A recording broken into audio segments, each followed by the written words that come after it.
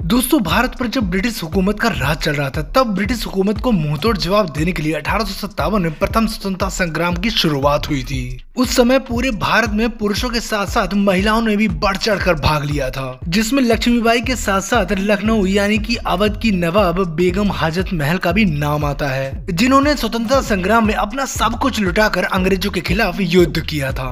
दोस्तों, 1856 में अंग्रेजों ने अवध पर कब्जा कर लिया और वहां के नवाब वाजिद अली शाह को कोलकाता में निर्वासित कर दिया गया, पर उनकी बेगम हजरत महल ने इसके खिलाफ मोर्चा खोल दिया। बेगम हजरत महल का बेटा ब्रिजेश कादर, जो कि अवध रियासत का वारिस था, जो कि अभी छोटा था, और इसीलिए बेगम हजरत महल ने 1857 में स्वतंत्रता संग्राम की कमान अपने हाथ में रखी। उस समय लखनऊ में अंग्रेजों की एक रेजिडेंसी हुआ करती थी, जिसमें 3000 से ज्यादा अंग्रेज रहा करते थे। उस रेजिडेंसी को हजरत महल ने अपने सैनिकों के द्वारा चारों तरफ से उसको घेर लिया।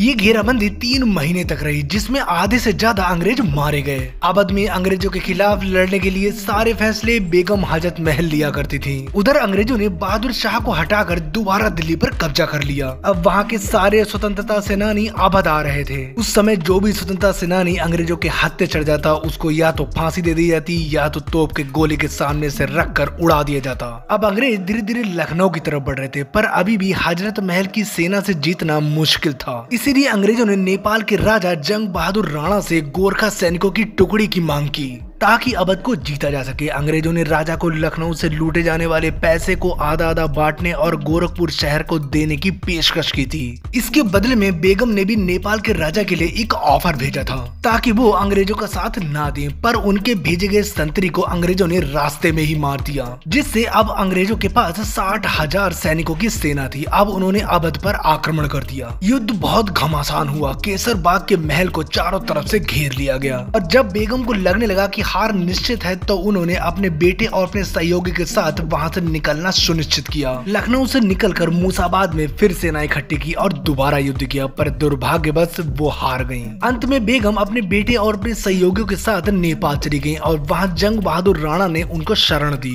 बेगम हजरत महल ने अपनी बाकी की जिंदगी नेपाल में बिताई। वे प्रथम स्वतंत्रता संग्राम की अकेली ऐसी योद्धा थी जिन्हें अंग्रेज कभी पकड़ नहीं पाए। 1879 में उनकी मौत हो गई।